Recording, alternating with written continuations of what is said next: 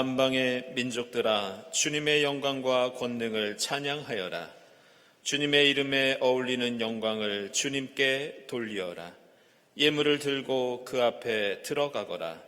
거룩한 옷을 입고 주님께 경배하여라. 사랑하는 교우 여러분, 오늘은 대림절 셋째 주일입니다. 주님의 거룩한 이름에 감사하며 찬양과 영광을 돌려 드립시다.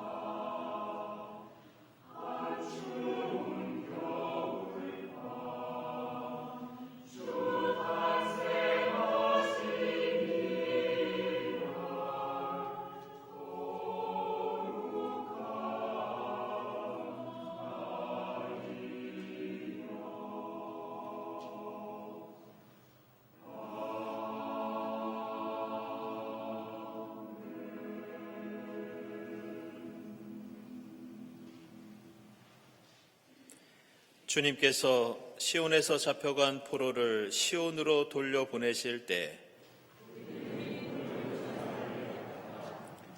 그때 우리의 입은 웃음으로 가득 찼고 우리의 혀는 찬양의 함성으로 가득 찼다.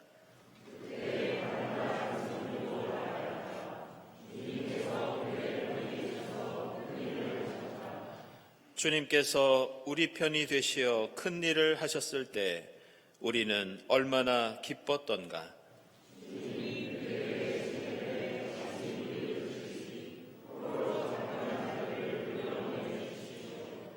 눈물을 흘리며 씨를 뿌리는 사람은 기쁨으로 거둔다.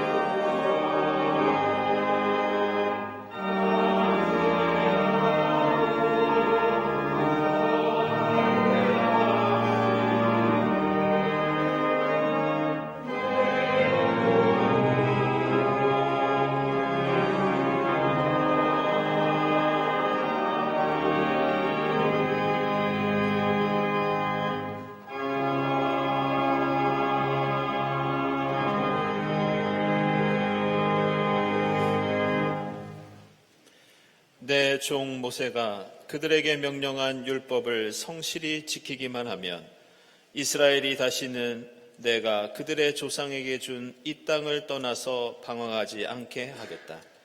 자비하신 주님의 말씀에 의지하여 우리 모든 죄를 고백하고 회개합시다.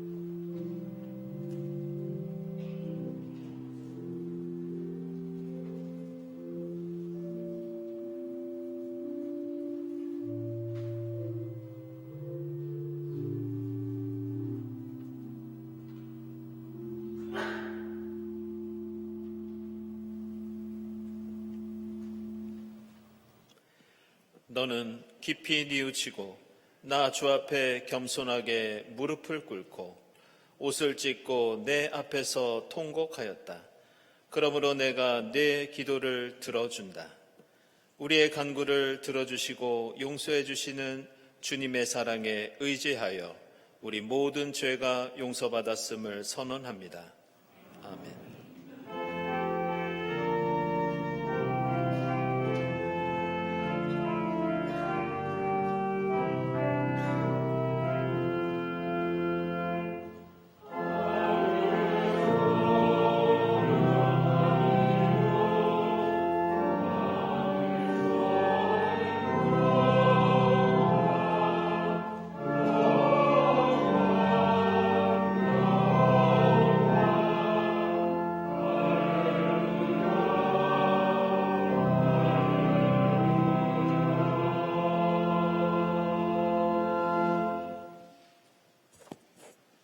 구약의 말씀은 이사야서 61장 1절에서 4절입니다.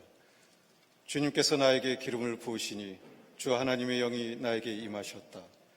주님께서 나를 보내셔서 가난한 사람들에게 기쁜 소식을 전하고 상한 마음을 싸매어주고 포로에게 자유를 선포하고 갇힌 사람에게 석방을 선언하고 주님의 은혜의 해와 우리 하나님의 보복의 날을 선언하고 모든 슬퍼하는 사람들을 위로하게 하셨다. 시온에서 슬퍼하는 사람들에게 제 대신에 화관을 씌워주시며 슬픔 대신에 기쁨의 기름을 발라주시며 괴로운 마음 대신에 찬송이 마음에 가득 차게 하셨다. 그리하여 사람들은 그들을 가리켜 의의 나무, 주님께서 스스로 영광을 나타내시려고 손수 심으신 나무라고 부른다. 그들은 오래전에 황폐해진 곳을 쌓으며 오랫동안 무너져 있던 곳도 세울 것이다. 황폐한 성읍들을 새로 세우며 대대로 무너진 채로 버려져 있던 곳을 다시 세울 것이다. 아멘.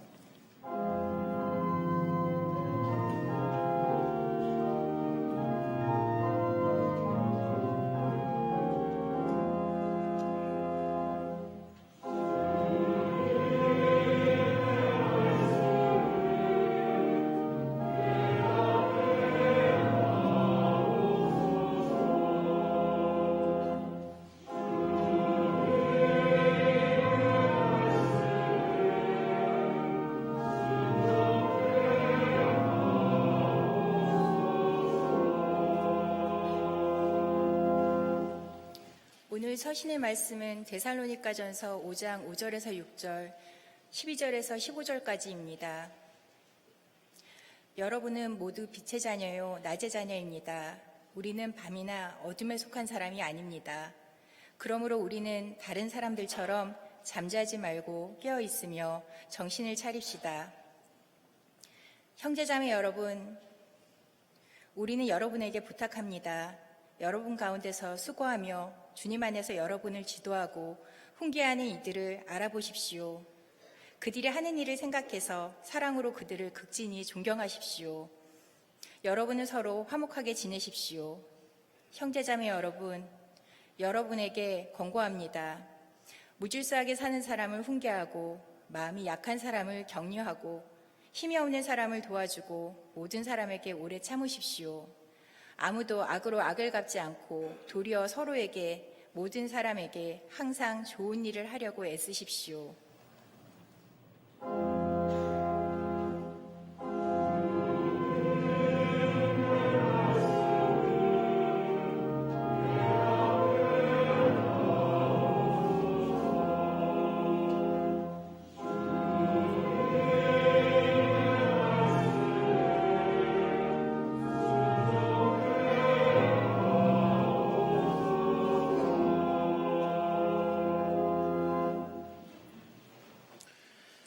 복음의 말씀은 요한복음서 1장 6절부터 8절, 19절부터 23절까지입니다.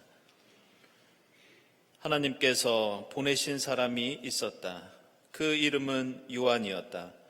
그 사람은 그 빛을 증언하러 왔으니 자기를 통하여 모든 사람을 믿게 하려는 것이었다. 그 사람은 빛이 아니었다. 그는 그 빛을 증언하러 왔을 따름이다. 유대 사람들이 예루살렘에서 제사장들과 레위지파 사람들을 요한에게 보내어서 당신은 누구요 하고 물어보게 하였다.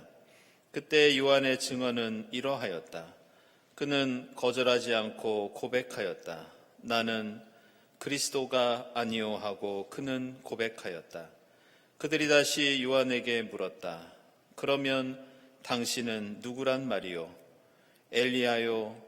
요한은 아니요 하고 대답하였다. 당신은 그 예언자요 하고 그들이 물으니 요한은 아니요 하고 대답하였다. 그래서 그들이 말하였다. 그러면 당신은 누구란 말이요?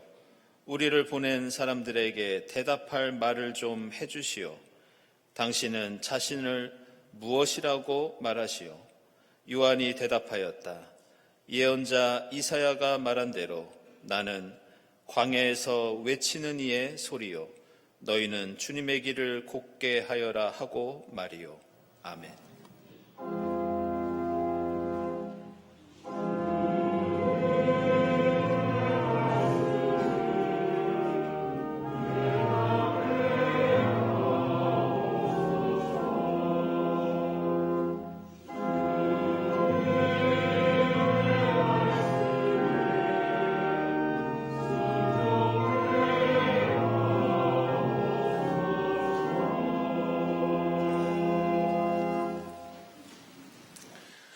친교와 소식 시간입니다. 오늘은 대림절 셋째 주일입니다. 이 자리에 함께 하신 교우들 또 온라인으로 예배드리는 교우들 모두 환영합니다.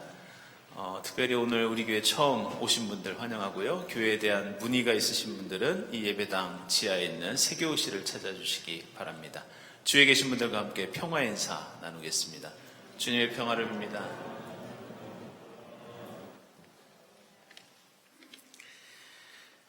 네, 교우 소식입니다. 우리 이연복 권사님, 이연미 집사님, 아버님 되시는 이상선 장로님, 향년 86세로 지난 수요일에 소천하셨습니다. 고인의 유지에 따라서 가족장으로 치렀고요. 저희 목회실에서만 조문을 드렸습니다. 다시 한번 주님의 위로를 빕니다. 한정일 집사님, 양명숙 권사님 미국으로 출국하십니다. 건강하게 잘 다녀오시기를 기원하고요.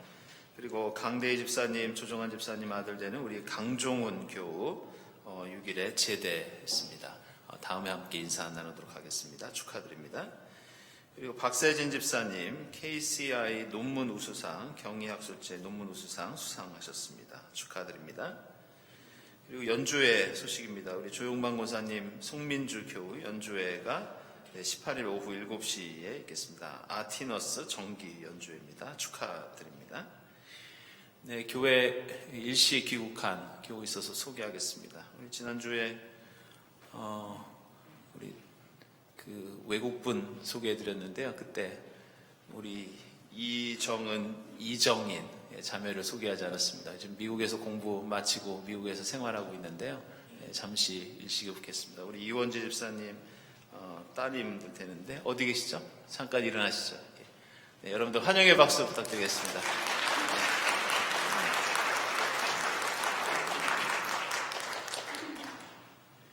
네, 기도회와 모임 광고는 주보 참고해 주시기 바랍니다. 세례 및 어린이 세례 일정 나와 있습니다.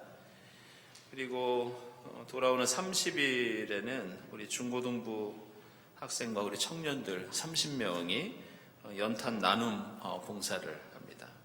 노원구 상계동에서 연탄 2,000장을 후원하고 나누는 그런 봉사활동을 합니다. 감사드립니다. 그리고 12월 대림절 성탄절 일정 나와 있습니다. 24일 성탄 전야가 주일입니다. 그래서 그때는 보통은 저녁 때 저희들이 행사를 했는데요. 주일이기 때문에 오후에 우리 이브성가대와 핸드벨 연주회가 있겠습니다. 그리고 25일 성탄일은 월요일입니다. 그래서 오전 11시 30분에 연합예배와 세례 예식을 치르도록 하겠습니다. 그리고 31일에 재직캠이 공동회에 있겠습니다. 오늘 예배 마치시고 돌아가실 때 내년도 달력 한 분씩 가져가시기 바랍니다. 본당 앞에서 배부하도록 하겠습니다. 구령예배 안내되어 있고 다음 주일 예배위원 감사드리고요. 4가지만 따로 말씀드리겠습니다. 지출 예산 신청서를 25일까지 꼭 제출해달라는 우리 재정위원회의 부탁이 있으셨습니다. 참고해 주시고요. 그리고 여러분들 이따 친교실 내려가시면 친교실 의자가 아주 깨끗하게 수리가 되어 있습니다. 이걸 누가 해주셨냐면 우리 이건희 집사님이 일일이 인조가죽을 사시다가 다 그걸 교체를 하셨습니다. 특별히 감사를 드립니다. 그리고 여러분들 핫팩을 좀 나눠드렸는데요. 죄송합니다. 난방기가 어제 오후 늦게 고장이 났습니다. 그래서 주말이라 저희들이 빨리 고치지는 못하고요. 여러분들 불편을 끼쳐드려서 죄송하다는 말씀 드리고 하루빨리 복구하도록 그렇게 노력하겠습니다. 그리고 저희들이 그 교회에 있는 CCTV를 좀 확인해 보니까 좀 안 좋은 의도로 와서 좀 가방 같은 거를 가져가려고 친교실에서 시도하는 사람들이 있는 걸 보게 됐습니다. 여러분들 각별히 도난사고에 주의해 주시기 바랍니다. 감사헌금, 선한이유 헌금, 특별목적헌금 하나님께 드리고요. 우리 정정혜 권사님 가정에서 박형기 집사님 추모하면서 꽃드림 하셨습니다. 주님의 위로를 빕니다. 그리고 강신용 집사님 가정에서 오늘 떡을 장례 마치고 준비해 주셨습니다. 역시 주님의 위로를 빕니다. 함께 기도 드리겠습니다.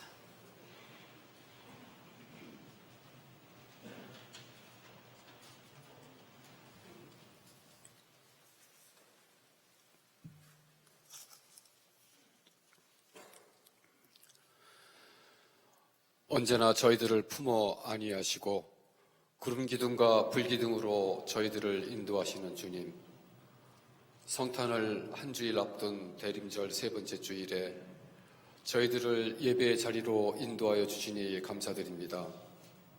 언제나 미망 속을 헤매이는 저희들이 바른 길로 돌아오기만을 오래 참고 기다리시는 주님께 영과 진리로 예배를 드리오니 주님 홀로 영광 받으시옵소서. 주님, 지금은 주님 오실 길을 예비하고 곧게 펴는 소망과 기쁨이 넘치는 시간이어야 하나 세상 곳곳에서 들리는 전쟁의 소식과 임계점을 넘어가고 있는 지구 생태계의 위기는 저희들이 축제의 시간에만 안주하지 못하게 합니다.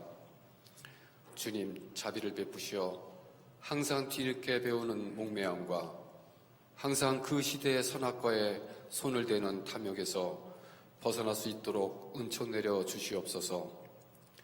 2000여 년 전 베들레헴 말 위에 오신 주님, 하나님과 동등한 위치를 버리시고 인간의 몸으로 오시어 가난한 사람들의 친구가 되고 병든 사람들을 치유하여 주시고 죄 지은 사람들을 구원하기 위하여 십자가의 희생제물이 되신 긍휼의 주님, 주님께서는 오늘도 저희와 함께 계시며 저희들을 위하여 탄식하고 계신 줄 알고 아옵니다. 저희들 스스로는 할 수 없으나 주님과 함께라면 무엇이든지 할 수 있사오니 우크라이나 언덕에 해바라기를 심어 소망이 자라나는 것을 보게 하시옵소서. 가자 지구에서 비둘기를 날리며 무너진 폐허 위에 평화의 벽돌로 새 집을 짓게 하시옵소서.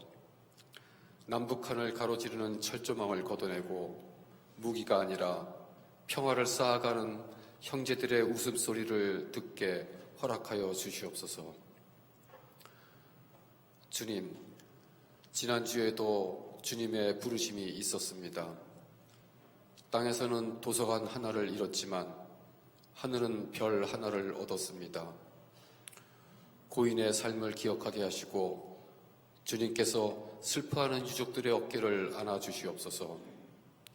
원치 않는 질병으로 고통을 받고 있는 교우들과 간병에 헌신하는 가족들에게 경동 교인들의 기도가 끊이지 않고 하나님의 위로가 함께한다는 것을 잊지 않게 하여 주시옵소서. 오늘 예배 후에 크고 작은 모임이 있사옵니다. 항상 기도로 시작하고 성령으로 인도되며 감사함으로 끝을 맺는 모임이 되도록 주관하여 주시옵소서. 정돈된 예배를 위하여 보이지 않는 곳에서 수고하시는 교우들과 거룩한 식탁 교제를 위하여 애쓰는 손길들을 기억하여 주시옵고 경동의 예배를 한층 성스럽게 완성하는 성가대 찬양을 기쁘게 받아주시옵소서. 임현석 담임 목사님을 통하여 선포되는 살아계신 하나님의 말씀으로 세상의 유혹을 물리치며 하나님 나라를 이 땅 위에 실천하는 작은 십자가가 되길 결단하게 하시옵소서. 이 모든 간구를 오늘의 힘 되시고 내일의 소망 되시는 우리 주 예수 그리스도의 이름으로 드리옵니다.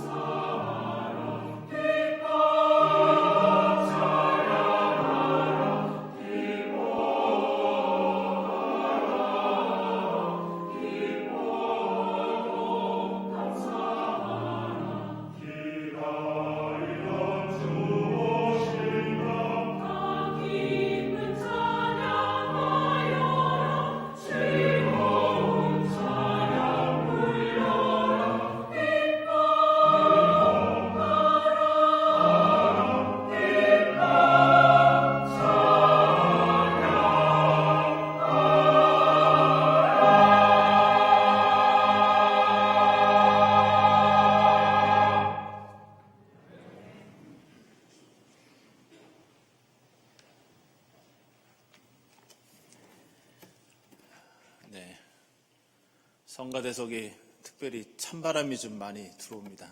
추운 날씨에 난방도 안 되는데 귀한 찬양 감사드립니다. 오늘 우리는 예수의 오심을 기다리는 대림절 셋째 주일을 맞이하면서 예배 시작과 함께 촛불 3개를 밝혔습니다. 제단에 있는 저 촛불들처럼 그리스도교 신앙을 나타내는 가장 대표적인 상징과 은유가 무엇이냐? 바로 빛입니다. 신구약 성경에는 빛에 관한 말씀이 무려 170번 이상 나올 정도로 빛이라는 이미지는 우리에게 가장 친숙합니다. 또한 우리에게 희망과 위로를 주는 그리스도교 신앙의 가장 중요한 이미지가 빛입니다. 특별히 우리가 대림절을 보낼 때에는 예수께서 우리에게 오고 계심을 매주 촛불을 하나씩 더해가면서 그렇게 상징적으로 보여줍니다. 이제 다음 주일에는 저희가 4개의 촛불을 켜고 성탄절이 되면 5개의 촛불을 켜면서 그 빛이 우리의 삶을 환하게 비춰주기를 소망합니다. 이것은 비단 대림절과 성탄절뿐만이 아니라 이 빛의 의미는 사순절과 부활절에도 담겨 있습니다. 내년 3월 말이 되면 우리는 예수 그리스도의 십자가 죽음과 고난을 기념하는 고난주간을 보내면서 이 빛의 제전 예배를 드립니다. 그때는 지금처럼 초를 하나씩 켜는 것이 아니라 말씀을 묵상하면서 초를 하나씩 끕니다. 그래서 사라지는 빛을 통해서 그 어둠을 통해서 예수의 죽음과 고난을 묵상하게 됩니다. 교회 전통에서는 이미 4세기 때부터 당시에 이 프랑스에서 성지순례를 다녀온 기록이 지금도 남아있는데요. 많은 그리스도인들이 예루살렘에 있는 예수의 무덤을 찾았습니다. 그래서 부활절 전날에는 그 무덤에서 촛불을 밝히고 그 불을 들고 예배당으로 행진하면서 부활절 새벽을 맞이했다는 그런 기록이 지금도 남아 있습니다. 그때 그들은 그 예배당으로 그 빛을 들고 들어가면서 죽음을 이기시고 부활하신 예수를 그 빛을 통해서 상징적으로 표현했습니다. 이처럼 빛은 그리스도교 신앙과 역사에서 하나의 이미지 이상의 의미를 갖고 있습니다. 이게 얼마나 중요하냐? 여러분들 창세기 1장을 보시면 하나님께서 태초에 가장 먼저 창조하신 것이 빛이었습니다. 빛은 우주 최초의 사건이었고 어둠과 혼돈으로부터 하나님의 창조 세계를 구별하는 최초의 세상을 향한 하나님의 개입과 행동과 은총이 바로 빛이었습니다. 더 나아가 구약 성경은 이러한 빛이 하나님의 창조물일 뿐만이 아니라 하나님 자신이 빛이 되신다고 선언합니다. 시편 27편 1절과 요한일서 1장 5절을 보면 야훼 하나님은 우리의 빛이십니다.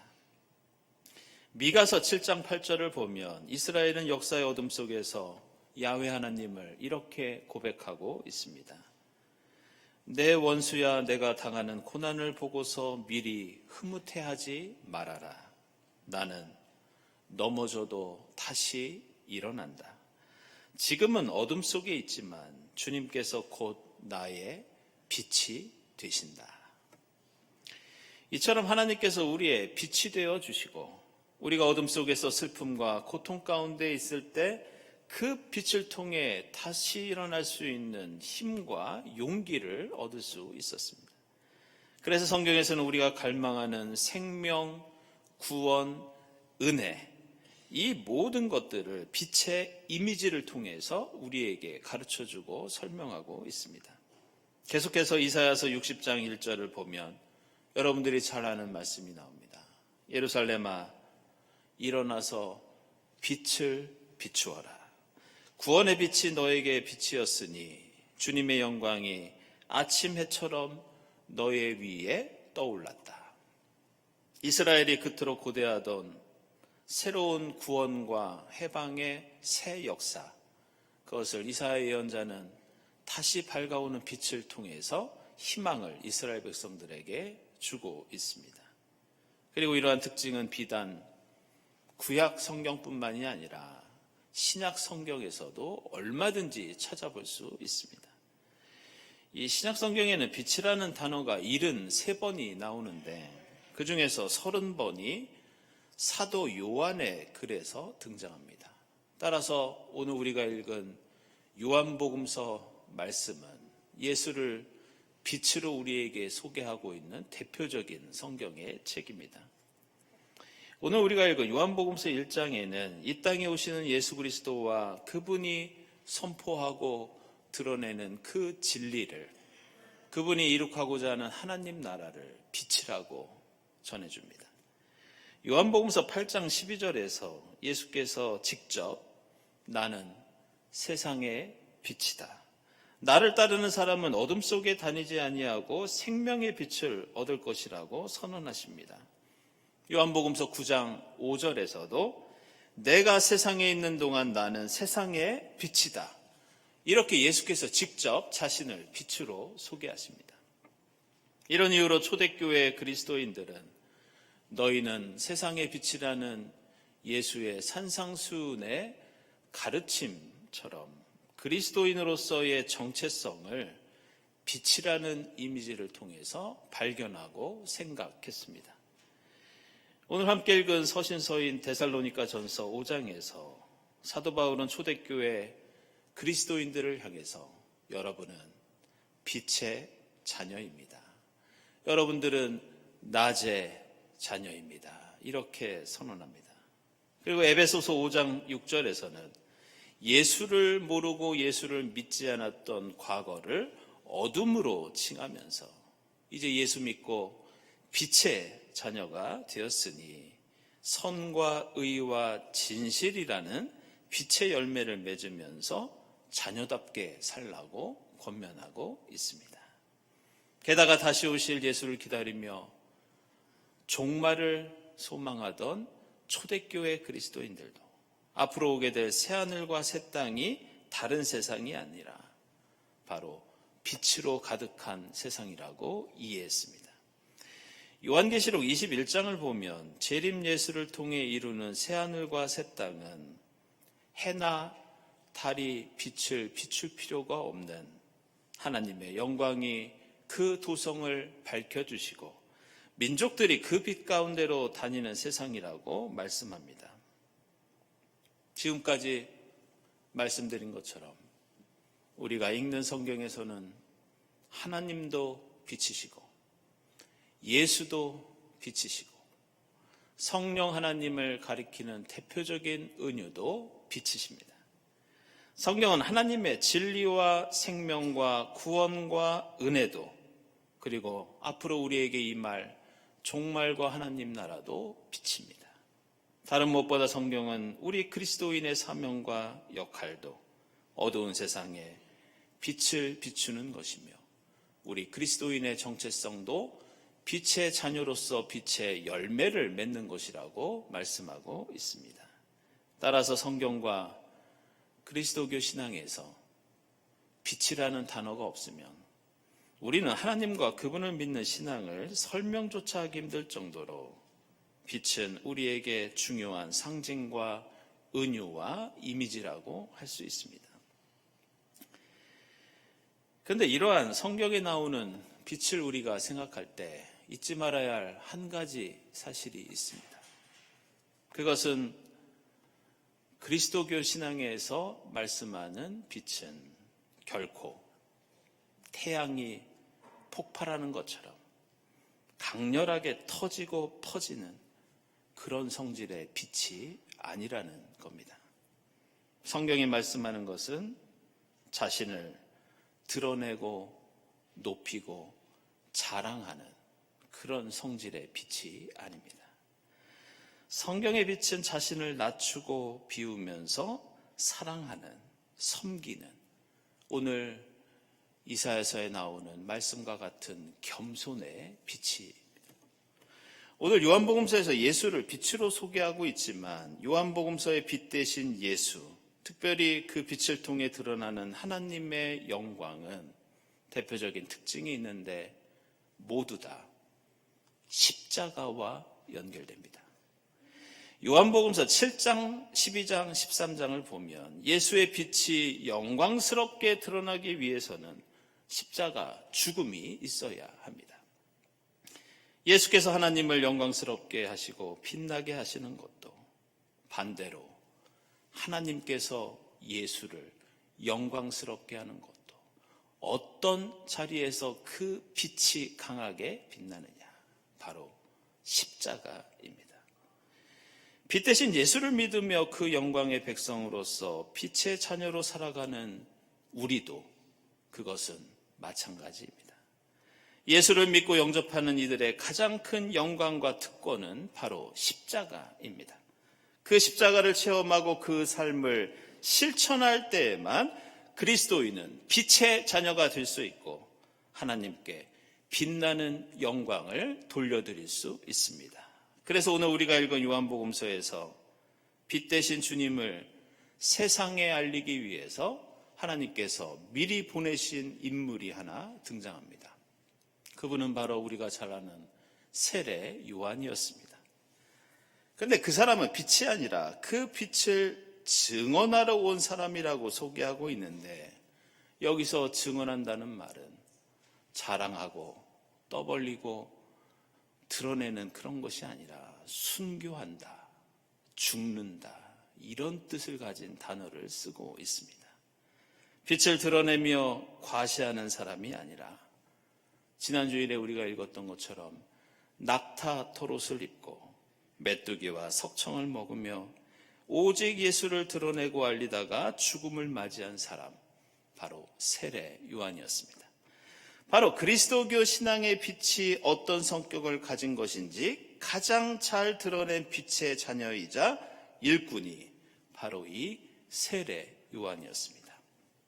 이것은 오늘 우리가 함께 읽은 데살로니가 전서에 나오는 초대교회의 빛의 자녀로 살아간 그리스도인들도 마찬가지입니다. 그들은 빛의 자녀요 낮의 자녀라고 나오지만 오늘 말씀 읽어보면 그들의 역할과 사명은 사랑하고 격려하고 돕고 인내하면서 좋은 일을 하는 것이라고 말씀하고 있습니다. 그래서 교회의 전통을 보면 14세기의 성인 이 베르나르라고 하는 분이 있습니다. 이분이 빛에 대해서 그런 말을 한 적이 있습니다. 스테인드 글라스를 통해서 들어오는 빛은 유리를 깨 부수고 들어오지 않는다. 그 빛은 겸손하게 신비스럽게 비추고 스며든다. 그러면서 이 성 베르나르는 하나님께서 인간과 세상에 비추시는 빛도 바로 어떤 것도 파괴하지 않고 스며드는 겸손의 빛이라고 말씀합니다. 그리고 당연히 우리가 세상을 향해서 비추어야 하는 주님의 빛도 바로 스테인드 글라스를 통해 아름답게 스며드는 겸손의 빛이 되어야 한다는 것을 우리로 하여금 깨닫게 합니다. 오늘 말씀과 관련해서 몇 년 전에 제가 어떤 논문을 한 편 읽으면서 깨닫고 경험한 것이 있어서 여러분들에게 소개해드리고 말씀을 마칠까 합니다. 그 당시 저는 이 성경에 나오는 이미지나 상징이 어떻게 정치적인 이데올로기와 관계를 맺고 있는지 이런 연구를 하면서 논문을 쓰고 있었습니다. 그런데 그 연구를 위해서 여러 글들을 찾아보다가 외국에 있는 어느 가톨릭 수녀 신학자가 쓴 논문을 한 편 읽게 되었습니다. 그분의 글은 이 신구약 성경에서 빛의 이미지가 어떻게 나오고 또 교회 전통과 역사에서 그것이 어떻게 활용되어 왔는지 그것을 정리한 그런 글이었는데요. 저는 그 글을 읽다가 그 논문 마지막 부분에 인터뷰 내용이 나옵니다. 그 인터뷰 내용을 읽고 마치 머리를 한 대 얻어 맞은 것처럼 큰 충격에 휩싸였던 그런 경험이 있습니다. 지금까지 말씀드린 것처럼 그리스도교 전통에서 빛은 삼위일체 하나님을 가리킵니다. 구원, 생명, 진리, 은혜, 영광 같은 그리스도교 신학과 신앙에서 가장 중요하고 그리고 또한 가장 긍정적인 의미를 담고 있는 것이 빛입니다. 그런데 이 가톨릭 신학자는 이러한 전통의 반론을 펼치면서 빛에는 그런 뜻만 있는 것이 아니라 어떤 사람들에게는 전혀 다른 의미로 다가올 수 있다고 주장합니다. 그분이 인터뷰했던 사람들에게 빛은 구원이나 생명이 아니라 놀랍게도 심판과 저주, 열등감과 소외, 고통과 슬픔의 상징이 될 수 있다는 그런 내용이었습니다. 그렇다면 그 신학자가 인터뷰를 하면서 빛이 가진 생각하지도 못한 의미를 고백했던 그 사람들은 누구냐? 바로 흑인들이었습니다. 피부가 검은색이고 그들은 피부가 어둡기 때문에 그들에게는 밝고 빛나고 하얀 것이 구원과 은혜와 축복이 아니라 그들이 당하는 고통과 어려움의 원인이 된다는 것이었습니다. 때로는 빛이 검은 피부를 가진 사람들에게는 열등감을 가져다 줍니다. 그 밝은 빛이 그들을 이 사회에서 소외시키고 그 빛이 그들로 하여금 차별과 멸시를 받게 합니다. 흑인들은 아무리 밝은 빛이 비추어도 그들은 어둠 속에 있다고 자책할 수밖에 없고 대림절에 빛나는 우리에게 희망을 주는 저 촛불도 그들에게는 고통과 슬픔이 될 수 있다는 그런 내용이었습니다. 우리는 대림절을 보내면서 빛으로 오시는 주님을 기다리고 있습니다. 세례 요한처럼 그 빛 대신 예수를 세상에 선포하면서 이 땅의 어두운 곳을 밝힐 수 있도록 헌신해야 하는 사명을 우리 그리스도인은 역시 가지고 있습니다. 그러나 그 빛은 찬란한 하늘 보좌를 뒤로하고 이 땅의 낮은 곳에 임하시는 빛입니다. 이 땅에 오시어 고통당하고 소외당하는 이들을 위해서 십자가에서 죽으신 겸손의 빛입니다. 그 빛이 바로 사랑의 주, 우리 예수 그리스도이십니다. 따라서 우리가 마땅히 이 세상에 드러내야 하는 빛은 자기를 낮추고 비우고 심지어 자기 자신을 부정할 수 있는 빛이 되어야 합니다.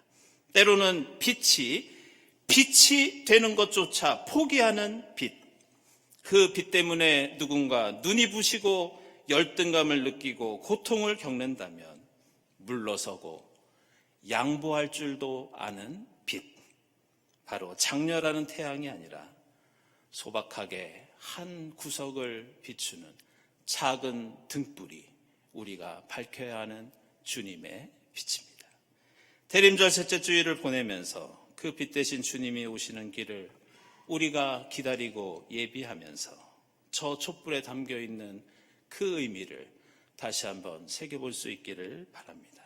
우리가 세상에 전하는 진리와 사랑이 지금보다 조금 더 낮아지고 겸손해질 때 우리에게 오시는 주님의 빛이 인종과 성별과 빈부와 나이를 넘어 우리 모두에게 위로와 희망이 될 줄로 믿습니다.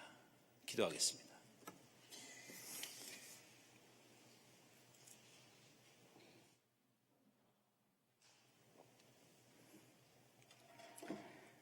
하나님, 예수 그리스도를 이 땅에 보내주시어 어두운 세상을 밝히 비춰주시니 감사합니다. 저희도 십자가의 주님을 본받아 저희를 비우고 낮추어 이웃을 위로하고 사랑하고 섬기는 겸손의 빛이 되게 하옵소서. 예수 그리스도의 이름으로 기도드리옵나이다. 아멘.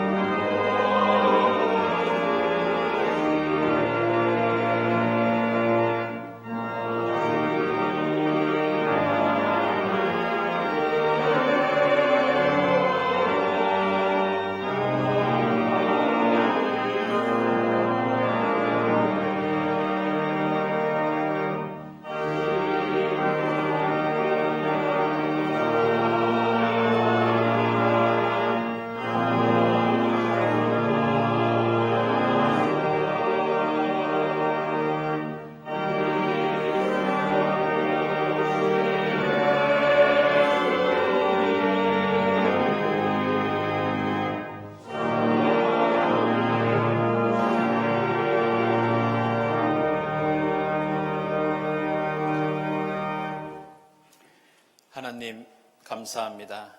저에게 베풀어 주신 십자가 겸손과 사랑에 감사하면서 정성껏 예물을 드립니다. 주님 기쁘게 받아 주시옵소서. 이 예물이 이 땅에 주님 사랑 전하는 데 값지게 사용되게 하시고 예물을 바치는 손길들을 기억해 주사 하나님의 합당하신 뜻 안에서 하늘의 복을 누리게 하옵소서. 감사드리며 예수 그리스도의 이름으로 기도드리옵나이다. 아멘.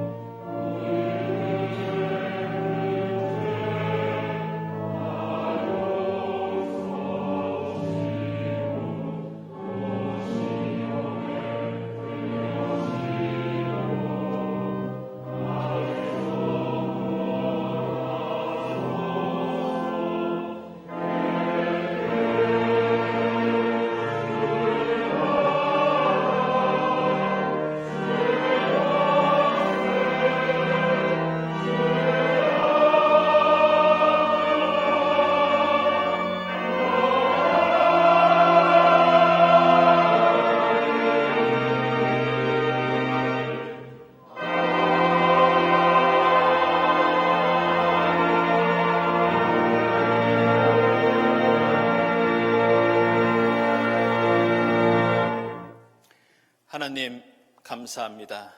빛 대신 주님을 저희에게 보내주시어 어두운 세상을 밝혀주시고 저희에게 생명과 구원을 베풀어 주시니 감사합니다. 주님 비추시는 그 빛은 하나님과 동등됨을 당연한 것으로 여기지 아니하시고 종의 모습으로 낮은 곳을 비추시는 겸손의 빛인 줄 믿습니다. 저희도 조금 더 나를 비우고 나를 낮추고 겸손하게 되어서 세상에 이웃에게 주님의 사랑을 성실하게 전할 수 있도록 인도해 주시옵소서. 이 모든 감사와 간구 위에 성부와 성자와 성령 삼위일체 되신 하나님의 은총이 지금부터 영원까지 함께 하옵시기를 간절히 축원하옵나이다. 아멘.